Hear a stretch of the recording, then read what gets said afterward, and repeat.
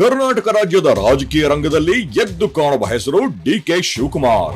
ಪಕ್ಷದ ಹೈಕಮಾಂಡ್ ಪಾಲಿಗೆ Shivakumar trouble shooter, ಮಾಧ್ಯಮದ ಡಿಕೆಶಿ. ಆದರೆ ಜನರ ಬಾಯಲ್ಲಿ ಇವರು ಡಿಕೆ ಎಂದೇ ಪ್ರಚಲಿತರು. ಶಿವಕುಮಾರ್ ಜನಿಸಿದ್ದು ಬೆಂಗಳೂರು ಜಿಲ್ಲೆಯ ಕನಕಪುರ ತಾಲೂಕಿನಲ್ಲಿ. ತಂದೆ ಕೆಂಪೇಗೌಡ, ತಾಯಿ ಗೌರಮ್ಮ.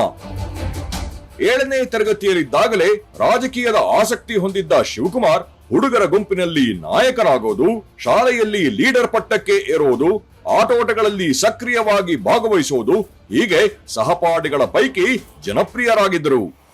ಕನಕಪುರದ ಸೇಂಟ್ ರೀಟಾಸ್ ಶಾಲೆಯಲ್ಲಿ ಶಾಲಾ ಶಿಕ್ಷಣವನ್ನು ಆರಂಭಿಸಿದ ಶಿವಕುಮಾರ್ ಆನಂತರ ಬೆಂಗಳೂರಿನಲ್ಲಿ ಶಾಲಾಭ್ಯಾಸವನ್ನು ಮುಂದುವರೆಸಿದರು. ಬೆಂಗಳೂರಿನ ಪ್ರತಿಷ್ಠಿತ ನ್ಯಾಷನಲ್ ಪಬ್ಲಿಕ್ ಸ್ಕೂಲ್, ಬಸವೇಶ್ವರ ನಗರದ ಕಾರ್ಮೆಲ್ ಸ್ಕೂಲ್ಗಳಲ್ಲಿ ಪ್ರಾಥಮಿಕ ಶಿಕ್ಷಣವನ್ನು ಮುಗಿಸಿ ನಗರದ ಹೆಸರಾಂತ ವಿದ್ಯಾಸಂಸ್ಥೆ ವಿದ್ಯಾವರ್ಧಕ ಶಾಲೆಯಲ್ಲಿ ಹೈಸ್ಕೂಲ್ ಶಿಕ್ಷಣವನ್ನು ಸಂಪನ್ನಗೊಳಿಸಿದರು. ಆನಂತರ HKES ಕಾಲೇಜಿನಲ್ಲಿ PUC ವ್ಯಾಸಂಗ ಮಾಡಿದ ಶಿವಕುಮಾರ್ ಆಮೇಲೆ SJRC ಕಾಲೇಜಿನಲ್ಲಿ ಪದವಿ ಶಿಕ್ಷಣಕ್ಕೆ ಸೇರ್ಪಡೆಗೊಂಡರು. ವ್ಯಾಸಂಗ ಮುಂದುವರಿಸುತ್ತಲೇ ಸಕ್ರಿಯ ರಾಜಕಾರಣದಲ್ಲಿ ಇವರು ಹೆಜ್ಜೆ ಇಡತೊಡಗಿದರು. ಕಾಲೇಜಿನಲ್ಲಿದ್ದಾಗಲೇ ಕಾಂಗ್ರೆಸ್ ಪಕ್ಷಕ್ಕೆ ಆಕರ್ಷಿತರಾಗಿ ರಾಜಕೀಯ ಚಟುವಟಿಕೆಗಳಲ್ಲಿ ಭಾಗವಹಿಸತೊಡಗಿದ ಇವರು ಜನಪರ ಹೋರಾಟ ಮತ್ತು ಸಮಾಜಮುಖಿ ಕೆಲಸಗಳ ಕಡೆ ಒಲವು ಹೆಚ್ಚಾದ ಕಾರಣ ಕೇವಲ 21 ವರ್ಷದವರಾಗಿರುವಾಗಲೇ ರಾಜಕೀಯದ ಅಖಾಡ ಪ್ರವೇಶಿಸಿದ ಹೆಗ್ಗಳಿಕೆಗೆ ಪಾತ್ರರಾದರು. ಸ್ಥಳೀಯ ತಾಲೂಕು ವ್ಯವಸಾಯೋತ್ಪನ್ನ ಮಾರಾಟ ಸಹಕಾರ ಸಂಘದ ನಿರ್ದೇಶಕರಾಗಿ ನೇಮಕವಾಗಿದ್ದು ಇವರ ರಾಜಕಾರಣಕ್ಕೆ ಮುನ್ನುಡಿಯಾಯಿತು. ವ್ಯಾಸಂಗ ಪೂರ್ಣಗೊಳಿಸುವ ಮೊದಲೇ ವಿಧಾನಸಭಾ ಚುನಾವಣೆಯಲ್ಲಿ ಸ್ಪರ್ಧಿಸುವ ಅವಕಾಶ ಸಿಕ್ಕಾಗ ಆ ಅವಕಾಶವನ್ನು ಸ್ವೀಕರಿಸುವ ಎದೆಗಾರಿಕೆ ತೋರಿದ್ದು ಇವರ ವ್ಯಕ್ತಿತ್ವದ ವಿಶೇಷ. NSUI, ಯುವ ಕಾಂಗ್ರೆಸ್, ಹೀಗೆ ಪಕ್ಷದ ಕೆಳಹಂತದಿಂದ ಮೇಲೇರಿ ಜಿಲ್ಲಾ ಪಂಚಾಯಿತಿ ಸದಸ್ಯ, ಶಾಸಕ, ಸಚಿವ ಮುಂತಾದ ವಿವಿಧ ಸ್ತರಗಳಲ್ಲಿದ್ದು ಜನಸೇವೆ ಮಾಡಿದ ಇವರು ಒಂದೊಂದು ಹಂತದಲ್ಲೂ ರಾಜಕೀಯದ ವೈವಿಧ್ಯಮಯ ಪಟ್ಟುಗಳನ್ನು ಕರಗತ ಮಾಡಿಕೊಳ್ಳುತ್ತಾ ಪಕ್ಷದ ತಳಮಟ್ಟದ ಕಾರ್ಯಕರ್ತರಿಂದ ಮೊದಲುಗೊಂಡು ಉನ್ನತ ನಾಯಕರು, ಪದಾಧಿಕಾರಿಗಳವರೆಗೆ ಎಲ್ಲರೊಂದಿಗೆ ತಮ್ಮ ಪ್ರಭಾವ ಬೆಳೆಸಿಕೊಳ್ಳುತ್ತಾ ಹೋದರು. 1985ರಲ್ಲಿ ವಿಧಾನಸಭೆ ಚುನಾವಣೆ ಘೋಷಣೆಯಾಗಿತ್ತು. ಮಹತ್ವಾಕಾಂಕ್ಷಿ ಶಿವಕುಮಾರ್ ಸಾತನೂರು ಕ್ಷೇತ್ರದಿಂದ ಅಖಾಡಕ್ಕೆ ಇಳಿದೇ ಬಿಟ್ಟರು. ಅಂದು ಅವರಿಗೆ ಎದುರಾಳಿಯಾಗಿದ್ದವರು ಸಾಮಾನ್ಯರಲ್ಲ. ಜನತಾ ಪಕ್ಷದಿಂದ ಸ್ಪರ್ಧಿಸಿದ್ದ HD ದೇವೇಗೌಡರು ಶಿವಕುಮಾರ್ ಅವರ ಪ್ರತಿಸ್ಪರ್ಧಿಯಾಗಿದ್ದರು. ಆ ಚುನಾವಣೆಯಲ್ಲಿ ಯುವಕ ಶಿವಕುಮಾರ್ಗೆ ವಿಜಯಲಕ್ಷ್ಮಿ ಒಲಿಯಲಿಲ್ಲ. ಹಾಗಂತ ಶಿವಕುಮಾರ್ ಧೃತಿಗೆಡಲಿಲ್ಲ ಮತ್ತು ಸುಮ್ಮನೆ ಕೂರಲಿಲ್ಲ. 1987ರಲ್ಲಿ ಬೆಂಗಳೂರು ಗ್ರಾಮಾಂತರ ಜಿಲ್ಲಾ ಪಂಚಾಯಿತಿ ಸದಸ್ಯರಾಗಿ ಸಾರ್ವಜನಿಕ ಜೀವನಕ್ಕೆ ಮತ್ತಷ್ಟು ಸಾಣೆ ಹಿಡಿದುಕೊಂಡರು. ನೋಡುತ್ತಿದ್ದಂತೆ 1989ರ ವಿಧಾನಸಭಾ ಚುನಾವಣೆ ಬರುತ್ತಿದ್ದಂತೆಯೇ ಮತ್ತೊಮ್ಮೆ ಸಾತನೂರು ಕ್ಷೇತ್ರದಲ್ಲೇ ಅದೃಷ್ಟ ಪರೀಕ್ಷೆಗಿಳಿದ ಶಿವಕುಮಾರ್ಗೆ ಈ ಬಾರಿ ಅದೃಷ್ಟ ಲಕ್ಷ್ಮಿ ಕೈ ಹಿಡಿದು ಬಿಟ್ಟಳು. ಚುನಾವಣೆಯಲ್ಲಿ ಗೆದ್ದ ಶಿವಕುಮಾರ್ ಮೊಟ್ಟ ಮೊದಲ ಬಾರಿಗೆ ವಿಧಾನಸಭೆ ಪ್ರವೇಶಿಸಿದರು. ಆಗ ಶಿವಕುಮಾರ್ ಅವರು 29ರ ಹರೆಯದ ಯುವಕ.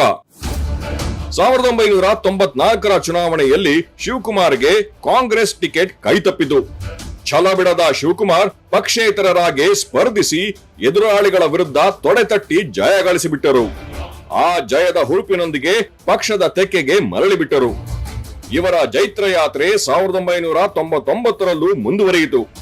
HD ಕುಮಾರಸ್ವಾಮಿ ಅವರ ವಿರುದ್ಧ ಸ್ಪರ್ಧಿಸಿ ಗೆದ್ದ ಶಿವಕುಮಾರ್ ನಂತರ 2004ರಲ್ಲೂ ಆ ಯಶಸ್ಸನ್ನು ಪುನರಾವರ್ತನೆ ಮಾಡಿದರು.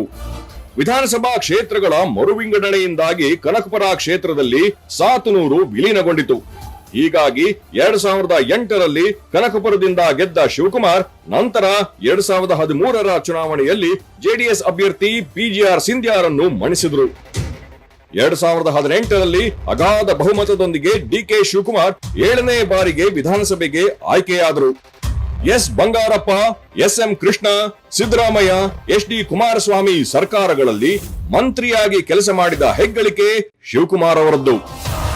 ಬಂದೀಖಾನೆ ಮತ್ತು ಗೃಹ ರಕ್ಷಕ ದಳ, ನಗರಾಭಿವೃದ್ಧಿ, ಸಹಕಾರ, ವಿದ್ಯುತ್, ಭಾರಿ ನೀರಾವರಿ, ವೈದ್ಯಕೀಯ ಶಿಕ್ಷಣ, ಕನ್ನಡ ಮತ್ತು ಸಂಸ್ಕೃತಿಯಂತಹ ಖಾತೆಗಳನ್ನು ನಿರ್ವಹಿಸಿದ ಹೆಗ್ಗಳಿಕೆ ಶಿವಕುಮಾರ್ ಅವರದ್ದು.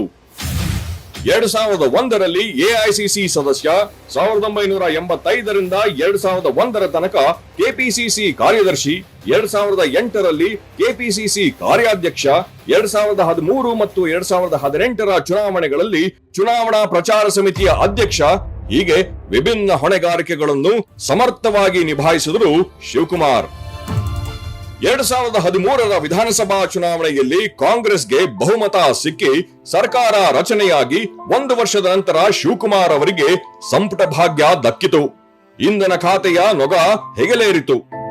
ರಾಜಕೀಯದಲ್ಲಿ ಅಗಾಧ ಯಶಸ್ಸನ್ನು ಕಂಡಿರುವ ಡಿಕೆ ತಮ್ಮ ಸೋದರ ಡಿಕೆ ಸುರೇಶ್ ರನ್ನು ಸಂಸದರನ್ನಾಗಿಸುವಲ್ಲಿ ಯಶ ಕಂಡಿದ್ದಾರೆ. ರಾಜಕೀಯ ದಿಗ್ಗಜ ದೇವೇಗೌಡರ ಎದುರು ಓರ್ವ ರಾಜಕೀಯ ಅನನುಭವಿಯನ್ನು ಅಭ್ಯರ್ಥಿಯಾಗಿ ನಿಲ್ಲಿಸಿ ಗೆಲ್ಲಿಸಿಕೊಂಡವರೆಂಬುದು ಜಗಜ್ಜಾಹೀರಾಗಿದೆ. ಒಕ್ಕಲಿಗ ಸಮುದಾಯದ ಪ್ರಭಾವಿ ಮುಖಂಡ ಎಚ್.ಡಿ. ದೇವೇಗೌಡರ ಕುಟುಂಬ ಮತ್ತು ಡಿಕೆ ಶಿವಕುಮಾರ್ ಪಾಳೆಗಳ ನಡುವೆ ಕಡ್ಡಿ ಗೀರದಿದ್ದರೂ ಬೆಂಕಿ ಹೊತ್ತಿಕೊಳ್ಳುವಂತಹ ಪರಿಸ್ಥಿತಿ ಇತ್ತು. ಆದರೆ ಅದು ಕ್ರಮೇಣ ತಣ್ಣಗಾಯಿತು. 2018ರಲ್ಲಿ ಜೆಡಿಎಸ್ ಕಾಂಗ್ರೆಸ್ ಸಮ್ಮಿಶ್ರ ಸರ್ಕಾರ ರಚನೆಯಾಗಿ ಎಚ್.ಡಿ. ಕುಮಾರಸ್ವಾಮಿ ಮುಖ್ಯಮಂತ್ರಿಯಾಗುವುದರಲ್ಲಿ ಡಿಕೆ ಶಿವಕುಮಾರ್ ಅವರ ಪಾತ್ರ ದೊಡ್ಡದೇ ಇತ್ತು. ಕರ್ನಾಟಕದ ರಾಜಕಾರಣ ಮಾತ್ರವಲ್ಲದೆ ದೇಶದ ಇತರೆಡೆಯೂ ಕಾಂಗ್ರೆಸ್ ಪಕ್ಷವನ್ನು ಅಧಿಕಾರಕ್ಕೆ ತರುವಲ್ಲಿ ಕೆಲವೊಮ್ಮೆ ಕೊಡುಗೆ ಸಹಕಾರ ನೀಡಿದ ಶಿವಕುಮಾರ್ ಕೆಲವು ರಾಜ್ಯಗಳಲ್ಲಿ ಕಾಂಗ್ರೆಸ್ ಸರ್ಕಾರವನ್ನು ಉಳಿಸುವಲ್ಲಿಯೂ ಯಶಸ್ಸು ಕಂಡಿದ್ದಾರೆ. ಬಿಹಾರ, ರಾಜಸ್ಥಾನ, ಅಸ್ಸಾಂ, ಕೇರಳ, ತಮಿಳುನಾಡು ವಿಧಾನಸಭಾ ಚುನಾವಣೆಗಳಲ್ಲಿ ಕಾಂಗ್ರೆಸ್ ಪಕ್ಷದ ಜವಾಬ್ದಾರಿಯನ್ನು ಹೊತ್ತು ಸಮರ್ಥವಾಗಿ ನಿಭಾಯಿಸಿದ್ದು ಪ್ರಶಂಸೆಗೆ ಪಾತ್ರವಾಗಿದೆ.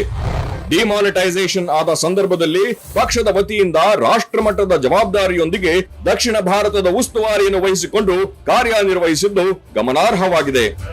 ಮಹಾರಾಷ್ಟ್ರದ ವಿಲಾಸ್ ರಾವ್ ದೇಶ್ಮುಖ್ ಸರ್ಕಾರ ಉಳಿಸಿದ್ದು ಹಿರಿಯ ನಾಯಕ ಅಹಮದ್ ಪಟೇಲ್ ಅವರ ರಾಜ್ಯಸಭಾ ಚುನಾವಣೆಯ ಸಂದರ್ಭದಲ್ಲಿ ಗುಜರಾತಿನ ಕಾಂಗ್ರೆಸ್ ಶಾಸಕರನ್ನು ನಿಭಾಯಿಸಿ ರಾಷ್ಟ್ರದ ಗಮನ ಸೆಳೆದು ಪಟೇಲ್ ಅವರು ಗೆಲ್ಲುವಂತೆ ನೋಡಿಕೊಂಡಿದ್ದು ಇವರ ಬಗ್ಗೆ ಪಕ್ಷದ ವರಿಷ್ಠರ ಒಲವನ್ನು ಹೆಚ್ಚಿಸಿತು. ಈ ಎಲ್ಲ ಯಶಸ್ಸು ಇವರ ರಾಜಕೀಯ ವಿರೋಧಿಗಳ ಕಣ್ಣು ಕೆಂಪಾಗಿಸಿದ್ದು ಎಲ್ಲರಿಗೂ ತಿಳಿದಿದೆ. ಇವರನ್ನು ರಾಜಕೀಯವಾಗಿ ಮಣಿಸಲು ಇವರ ಮೇಲೆ ಇಲ್ಲ ಸಲ್ಲದ ಆರೋಪಗಳನ್ನು ಹೊರಿಸಿ ಅದರ ಮುಂದುವರೆದ ಭಾಗವಾಗಿ 2017ರಲ್ಲಿ ಶಿವಕುಮಾರ್ ನಿವಾಸದ ಮೇಲೆ ಆದಾಯ ತೆರಿಗೆ ಇಲಾಖೆಯ ದಾಳಿ ನಡೆಯಿತು. ಇದು ರಾಷ್ಟ್ರ ಮಟ್ಟದಲ್ಲಿ ದೊಡ್ಡ ಸುದ್ದಿಯಾಗಿ ಚರ್ಚೆಗೆ ಗ್ರಾಸವಾಯಿತು. ಲೋಕಸಭೆ ಮತ್ತು ರಾಜ್ಯಸಭೆಯಲ್ಲಿ ಇದು ಮುಖ್ಯ ವಿಷಯವಾಗಿ ಬಿಟ್ಟಿತು. ಆನಂತರ ಬಂಧನಕ್ಕೊಳಗಾಗಿ ಇವರು ಜೈಲಿಗೆ ಹಾಕಲ್ಪಟ್ಟಾಗ ದೇಶದಾದ್ಯಂತ ಇವರ ಬೆಂಬಲಿಗರು ಪ್ರತಿಭಟನೆ ನಡೆಸಿ ತಮ್ಮ ನೆಚ್ಚಿನ ನಾಯಕನಿಗೆ ನೈತಿಕ ಬೆಂಬಲವನ್ನು ನೀಡಿದರು. ಕರ್ನಾಟಕದಿಂದ ಸಾವಿರಗಟ್ಟಲೆ ಜನ ಶಿವಕುಮಾರ್ ಅವರನ್ನು ಭೇಟಿಯಾಗಲು ದೆಹಲಿಗೆ ಹೋಗಿದ್ದು ಕರ್ನಾಟಕದ ರಾಜಕೀಯ ಇತಿಹಾಸದಲ್ಲೇ ಒಂದು ಅಪೂರ್ವ ಘಟನೆ. ಶಿವಕುಮಾರ್ ಜೈಲಿನಲ್ಲಿದ್ದಾಗ ಲಕ್ಷೋಪಲಕ್ಷ ಜನ ಬೆಂಗಳೂರಿನಲ್ಲಿ ಪ್ರತಿಭಟನಾ ರ್ಯಾಲಿ ನಡೆಸಿ ಪಕ್ಷ ಜಾತಿ ಧರ್ಮ ಮರೆತು ಶಿವಕುಮಾರ್ ತಮ್ಮ ನಾಯಕ ಎಂದು ಘಂಟಾಘೋಷವಾಗಿ ಸಾರಿದರು. ಇದು ರಾಜಕೀಯ ವಲಯಗಳಲ್ಲಿ ಸಂಚಲನ ಉಂಟು ಮಾಡಿತ್ತು. ಅಧಿಕಾರಿಗಳ ಕಿರುಕುಳ ರಾಜಕೀಯ ಪ್ರೇರಿತ ಎಂಬ ಮಾತು ಎಲ್ಲೆಡೆ ಹರಿದಾಡತೊಡಗಿತು. ಶಿವಕುಮಾರ್ ಜೈಲಿನಲ್ಲಿದ್ದಾಗ ಕರ್ನಾಟಕದ ಅನೇಕ ಮಹನೀಯರು, ಮಠಾಧಿಪತಿಗಳು ಇವರ ಮನೆಗೆ ಭೇಟಿ ನೀಡಿ ಇವರ ಕುಟುಂಬದವರಿಗೆ ಸಾಂತ್ವನ ಹೇಳಿದ್ದು ನನ್ನ ಜೀವನದಲ್ಲಿ ಎಂದೂ ಮರೆಯಲಾಗದಂತದ್ದು ಎಂದು ಶಿವಕುಮಾರ್ ಹೇಳುತ್ತಾರೆ. ಜನ ಕೊಟ್ಟ ಪ್ರೀತಿ ಮತ್ತು ಅನುಕಂಪಕ್ಕೆ ನಾನು ಸದಾ ಚಿರಋಣಿ ಮತ್ತು ಅವರ ಋಣದಲ್ಲಿ ನಾನಿದ್ದೇನೆ ಎನ್ನುತ್ತಾರೆ ಇವರು. ಜೈಲಿನಿಂದ ಹೊರಬಂದಾಗ ವಿರೋಧಿಗಳ ಕಣ್ಣು ಕುಕ್ಕುವಂತೆ ಇವರಿಗೆ ಸ್ವಾಗತ ಸಿಕ್ಕಿದ್ದು ಮತ್ತು ಬೆಂಗಳೂರಿನಲ್ಲಿ ಅಭೂತಪೂರ್ವ ರ್ಯಾಲಿ ನಡೆದಿದ್ದು ರಾಷ್ಟ್ರ ಮಟ್ಟದ ದಾಖಲೆಯಾಗಿ ಸುದ್ದಿಯಾಯಿತು. ಶಿವಕುಮಾರ್ ರಾಜಕೀಯ ಜೀವನ ಎಂದೂ ಹೂವಿನ ಹಾಸಿಗೆಯಾಗಿರಲಿಲ್ಲ. ಅನೇಕ ವಿರೋಧ, ಅಡೆತಡೆಗಳು ನಿರಂತರವಾಗಿ ಅವರ ಜೀವನದುದ್ದಕ್ಕೂ ಎದುರಾಗಿವೆ. ಶಿವಕುಮಾರ್ ಅವರನ್ನು ಟಫ್ ರಾಜಕಾರಣಿ, ಹಳ್ಳಿಯ ಸಹಜ ಒರಟುತನ ಅವರಲ್ಲಿ ಕಂಡುಬರುತ್ತದೆ ಎಂದು ಹೇಳುವವರಿದ್ದಾರೆ. ಆದರೆ ಅವರದ್ದು ನೇರ ನಡೆ, ನೇರ ನುಡಿ, ಮುಚ್ಚುಮರೆ ಇಲ್ಲದ ವ್ಯಕ್ತಿತ್ವ. ಶಿವಕುಮಾರ್ ಒಬ್ಬ ಸ್ನೇಹಜೀವಿ ಎನ್ನುವುದು ಅವರ ಆಪ್ತರಿಗೆ ಗೊತ್ತು. ಪಕ್ಷದ ನೆಲೆಗಟ್ಟಿನಲ್ಲೇ ಆಗಲಿ, ಚುನಾವಣೆಯ ಸಂದರ್ಭದಲ್ಲೇ ಆಗಲಿ, ಆಡಳಿತಾತ್ಮಕ ಬಿಕ್ಕಟ್ಟು ಎದುರಾದ ವೇಳೆಯಲ್ಲೇ ಆಗಲಿ ಅಖಾಡಕ್ಕಿಳಿದು ಇಕ್ಕಟ್ಟು ಬಿಕ್ಕಟ್ಟು ನಿವಾರಿಸುವಲ್ಲಿ ಶಿವಕುಮಾರ್ ಎತ್ತಿದ ಕೈ. ಹೀಗಾಗಿ ಟ್ರಬಲ್ ಶೂಟರ್ ಎಂಬ ಹೆಸರು ಅವರ ಅನ್ವರ್ಥನಾಮವೇ ಆಗಿಬಿಟ್ಟಿದೆ. ರಾಜಕೀಯ ಪಾಠವನ್ನು ಶಿವಕುಮಾರ್ 10 ಹಲವು ನಾಯಕರಿಂದ ಕಲಿತಿರಬಹುದು.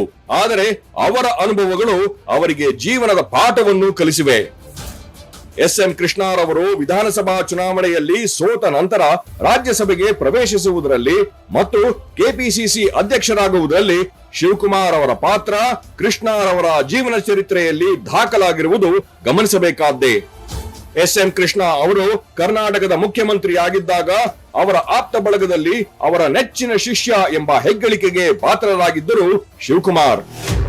ಮಾತಿಗೆ ಬದ್ಧ, ಸಮರಕ್ಕೂ ಸಿದ್ಧ ಎನ್ನುವಂತಿದ್ದರೂ ಅವರು ಸುಲಭವಾಗಿ ತಾಳ್ಮೆ ಕಳೆದುಕೊಳ್ಳುವುದಿಲ್ಲ. ಯಾವುದೇ ವ್ಯತಿರಿಕ್ತ ಬೆಳವಣಿಗೆ ಅಥವಾ ಪರಿಣಾಮದಿಂದ ನಿರಾಶರಾಗುವುದಿಲ್ಲ. ಎಂಥದೇ ಸಮಸ್ಯೆಗೂ ತಲೆ ಕೆಡಿಸಿಕೊಳ್ಳುವುದಿಲ್ಲ. ಏನೇ ಬಂದರೂ ನಿಭಾಯಿಸ್ತೀನಿ ಅನ್ನೋ ನಿಲುವು ಅವರದ್ದು. ಮಿಕ್ಕ ರಾಜಕಾರಣಿಗಳಿಗೆ ಹೋಲಿಸಿದರೆ ಕಡಿಮೆ ನಿದ್ರೆ, ಕಡಿಮೆ ಊಟ ಶಿವಕುಮಾರ್ ವೈಶಿಷ್ಟ್ಯ. ರಿಸ್ಕ್ ತೆಗೆದುಕೊಳ್ಳುವಿಕೆ, ವೈಯಕ್ತಿಕ ರಾಜಕೀಯ ಭವಿಷ್ಯವನ್ನು ಲೆಕ್ಕಿಸದೆ ಪಕ್ಷದ ಹಿತಕ್ಕಾಗಿ ದುಡಿಯಲೆಂದು ಹೋಗಿ ವಿರೋಧಿಗಳ ಕೆಂಗಣ್ಣಿಗೆ ಗುರಿಯಾಗಿರುವ ನಿದರ್ಶನಗಳು ಸಾಕಷ್ಟಿವೆ. ತಮಗೆ ಒಳ್ಳೆಯದು ಮಾಡಿದವರ ಋಣ ಸಂದಾಯ ಮಾಡೋದು, ಸ್ನೇಹಕ್ಕೆ ಬದ್ಧರಾಗಿರುವುದು, ಅತೀವ ಪಕ್ಷನಿಷ್ಠೆ, ಕಡಿಮೆಯಾಗದ ನಿಯತ್ತು ಅವರ ವ್ಯಕ್ತಿತ್ವದಲ್ಲಿ ಹಾಸುಹೊಕ್ಕಿದೆ. ಸಣ್ಣವರಿರುವಾಗಲೇ ವ್ಯವಹಾರ ಜಗತ್ತಿನಲ್ಲಿ ಆಸಕ್ತಿ ತಳೆದಿದ್ದ ಶಿವಕುಮಾರ್ ರಾಜಕಾರಣಿಯಾದವನು ವೈಯಕ್ತಿಕವಾಗಿಯೂ ಸಬಲನಾಗಿರಬೇಕು ಎಂಬ ಗ್ರಹಿಕೆಗೆ ಬದ್ಧರಾಗಿ ಚಾಣಾಕ್ಷ ವ್ಯವಹಾರ ಮಾಡಿ ಸಂಪತ್ತು ವೃದ್ಧಿ ಮಾಡಿಕೊಂಡವರು. ನಾನು ವೃತ್ತಿಯಲ್ಲಿ ವ್ಯವಹಾರಸ್ಥ ಎನ್ನುವ ಇವರು ರಾಜಕಾರಣಿಗಳು ಕಾನೂನುಬದ್ಧ ವ್ಯವಹಾರ ಮಾಡುವುದು ತಪ್ಪಾ ಎಂದು ಪ್ರಶ್ನಿಸುತ್ತಾರೆ ಶಿವಕುಮಾರ್. ತಮ್ಮ ವಯಸ್ಸು, ಅನುಭವಕ್ಕೆ ಮಿಗಿಲಾದ ಜವಾಬ್ದಾರಿಯನ್ನು ಹೆಗಲ ಮೇಲೆ ಹೊತ್ತು ಪಕ್ಷದ ಹಿರಿಯರ ಕಣ್ಣಿಗೆ ಬಿದ್ದ ಶಿವಕುಮಾರ್ ತಮ್ಮ ವಿಶಿಷ್ಟ ಚಿಂತನೆ, ಚಾಣಾಕ್ಷ ತಂತ್ರ ಮತ್ತು ಅದ್ಭುತ ರಾಜಕೀಯ ಪಟ್ಟುಗಳ ಅರಿವಿನಿಂದಾಗಿ ವಿಭಿನ್ನ ರಾಜಕಾರಣಿಯಾಗಿ ಮುಂದೆ ಬಂದರು. ನೆಹರು, ಗಾಂಧಿ ಕುಟುಂಬದ ಬಗ್ಗೆ ತಮಗಿರುವ ನಿಷ್ಠೆಯ ಬಗ್ಗೆ ಹೆಮ್ಮೆಯಿಂದ ಹೇಳುವ ಡಿಕೆ, ಇಂದಿರಾ ಗಾಂಧಿ ಅವರು ವಿಧಿವಶರಾದ ದಿನ ಕನಕಪುರದಲ್ಲಿದ್ದ ತಮ್ಮ ಮಾಲೀಕತ್ವದ ಚಿತ್ರಮಂದಿರಕ್ಕೆ ಇಂದಿರಾ ಚಿತ್ರಮಂದಿರ ಎಂದು ಹೆಸರಿಟ್ಟಿದ್ದರು.